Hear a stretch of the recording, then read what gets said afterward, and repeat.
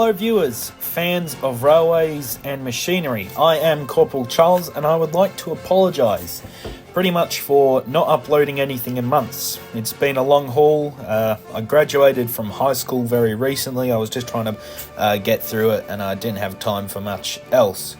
But this has been spurred on by the relative success of the AEC Militant video. So thank you to everyone who watched that.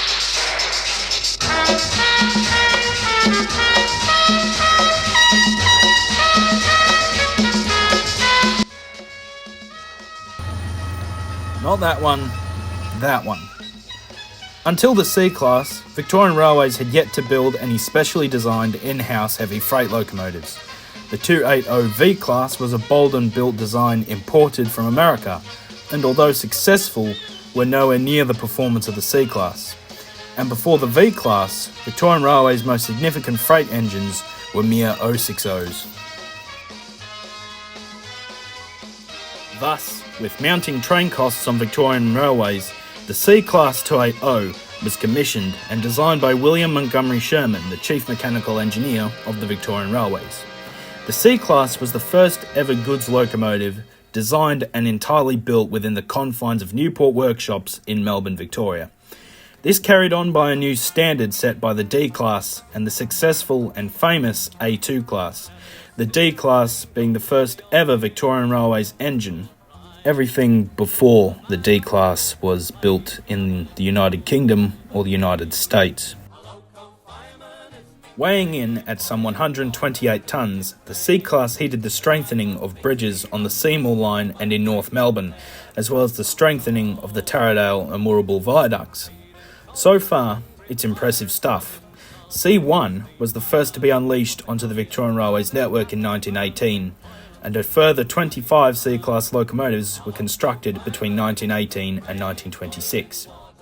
The first batch, C2 through to C6 in 1921, C10 through to C15 in 1922, numbering 9 engines, was the largest batch, C16 through to C19 in 1923, 1924 only saw 2, C20 and C21, and finally C22 through to C26 in 1926, completing all 26 engines in the class.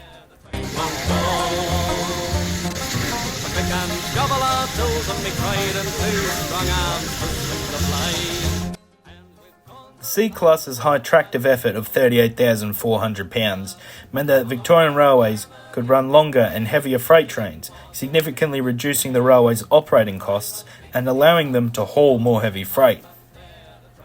The C-Class heralded a 5% efficiency increase in coal consumption and a 25% increase with saturated boilers. This is compared to the D and A2 classes. In addition to that, they could haul a 1,200 tonne train unassisted, which, compared to the A2 class, was a 420 tonne increase. When first introduced in 1918, they were the most powerful and heaviest steam locomotive operating anywhere in Australia. They were the main freight engine for the Victorian Railways until the arrival of the X-Class in 1929. Due to their large size, they worked mostly on main lines, such as the North Eastern Main Line, the Bendigo Line, and the Wonthaggi Line. But they weren't without issues, just like any other locomotive. For a start, they had a very long 9-foot firebox, which was proven to be difficult to fire and was notoriously poor at steaming. Often, they would run out of steam when worked hard. To attempt to remedy these issues, C5 was fitted with a new front end, made by the Association of American Railroads. It was a pattern of self-cleaning fireboxes introduced in 1933. The AAR's new front end was such a success and improvement that all C-classes would eventually be fitted with them. Along with the C-class, the A2, N, X and S would all have new front ends. This greatly improved the steaming performance of the C-class. In 1947, C-classes were also fitted with German-style smoke deflectors, which I think they look much smarter with. However, decreased coal quality during the Second World War meant that the C-class's steaming issues were only exacerbated. In 1946, C-15 was converted to oil burning. which proved to be a solid alternative to coal, and soon the whole 26-strong fleet was converted to oil burners. During the war, the class could strangely be seen pulling express passenger trains, as the class could reach up to 60 miles per hour.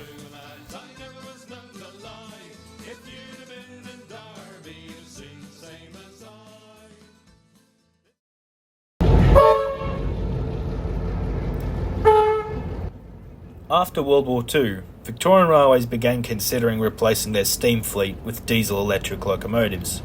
The first diesels were rolled out in 1952, which pretty much sealed the fate of steam traction in Victoria. The B-class was the first in 1952.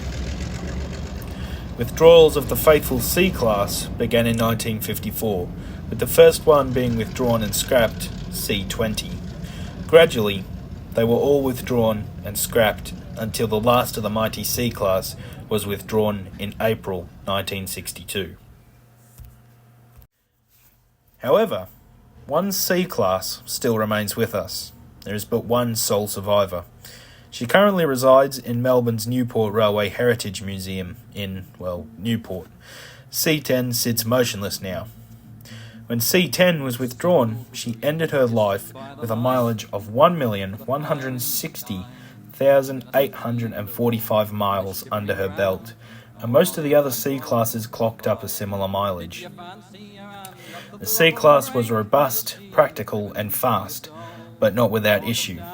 They were the first of many things and worked on the Victorian Railway network for up to 44 years, and at least one is preserved. Well, they've silenced the whistle, the coal is all burned, they've buried the ashes for good. They've torn up the loop, and there's only a scar to show where the water crane stood. But the birch and the elder still follow the track, standing black in the smoke and the rain. And the poor little sheep with a smouldering back